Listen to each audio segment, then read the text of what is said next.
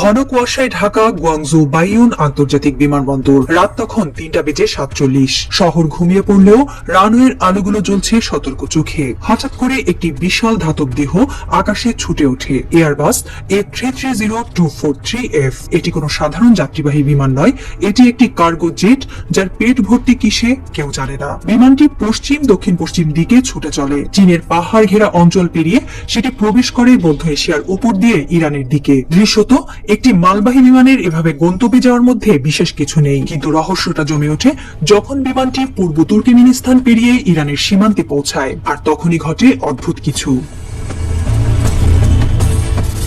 আকাশে ভেসে চলা প্রতিটি বাণিজ্যিক ফ্লাইটের গায়ে থাকে ট্রান্সপন্ডার। এটি এমন একটি ডিভাইস যা বিমানটির অবস্থান, উচ্চতা ও গতির তথ্য পাঠায় রাডারে। কিন্তু এই A330 কার্গো ফ্লাইটটি ইরানের সীমান্তের খুব কাছাকাছি পৌঁছে হঠাৎ বন্ধ করে দেয় ট্রান্সপন্ডার। অর্থাৎ এরপর থেকে কেউ আর জানে না বিমানটি কোথায়, কার সঙ্গে যোগাযোগ করছে বা আদৌ কোথায় নামছে। বিশ্বব্যাপী বিমান ট্র্যাকিং এর জন্য ব্যবহৃত জনপ্রিয় অ্যাপ ফ্লাইট রিডার 24 এ দেখা যায় বিমানটির শেষ সিগন্যাল আসে তুর্কমেনিস্তানের উপর দিয়ে।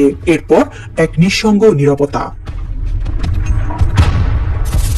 যুক্তরাষ্ট্র ভিত্তিক প্রতিরক্ষা বিশ্লেষক রবার্ট ম্যাকব্রাইড বলেন, এভাবে হঠাৎ করে ট্রান্সপন্ডার নিঃসাড় হওয়া খুব স্বাভাবিক নয়। এটা শুধু হয় তখনই যখন কেউ ইচ্ছাকৃতভাবে নিজেকে রাডারের বাইরে রাখতে চায়। ইরানের মতো ভূ রাজনৈতিকভাবে উত্তপ্ত অঞ্চলে এমন ঘটনা একটা বড় কিছু নির্দেশ করে। বিশেষজ্ঞরা বলছেন, এই ধরনের ফ্লাইট হয়তো ইরানের প্রতি সামরিক সহায়তা নিয়ে এসেছে, ড্রোনের যন্ত্রাংশ, ক্ষেপণাস্ত্র প্রযুক্তি কিংবা আরো গভীর কিছু।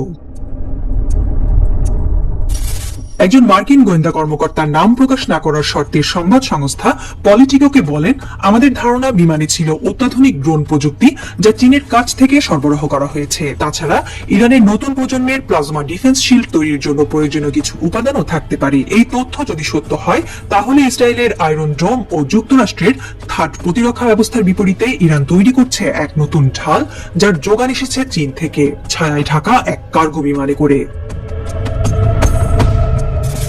গত কয়েক বছরে চীন ও ইরানের মধ্যে ঘনিষ্ঠতা বেড়েছে অস্বাভাবিকভাবে। চুক্তির পর চুক্তি, বিনিয়োগের প্রতিশ্রুতি, প্রযুক্তি বিনিময়, সব মিলিয়ে দুই দেশের সম্পর্ক এখন আর কেবল অর্থনৈতিক নয়, বরং কৌশলগতভাবে গুরুত্বপূর্ণ।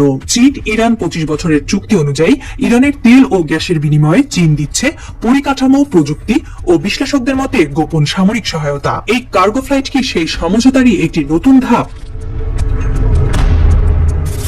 ইতিহাস বলছে, 1980-র দশকে ইরান ইরাক যুদ্ধের সময় ইরান বারবার ছায়াপথে অস্ত্র এনেছে, কখনো চীন থেকে, কখনো উত্তর কোরিয়া, আবার কখনো লাতিন আমেরিকার দূর দেশগুলো থেকেও। তখনও একই কৌশল, ট্রান্সপন্ডার বন্ধ করে মেঘের আড়ালে পথ চলা। আজকের ঘটনা কি সেই পুরনো ছকের পুনরাবৃত্তি?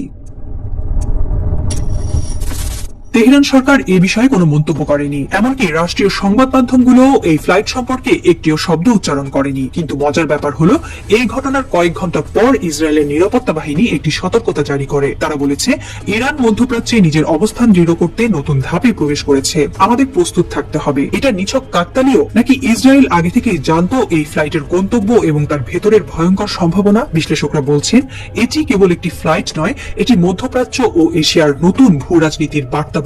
একদিকে চীন ও ইরানের সহযোগিতা, অন্যদিকে যুক্তরাষ্ট্র ও ইসরায়েলের উদ্বেগ। এর মাঝে দোল খাচ্ছে রাশিয়া, তুরস্ক, এমনকি পাকিস্তানও। সবার প্রশ্ন একটাই, এই ফ্লাইটের ভেতরে কি ছিল?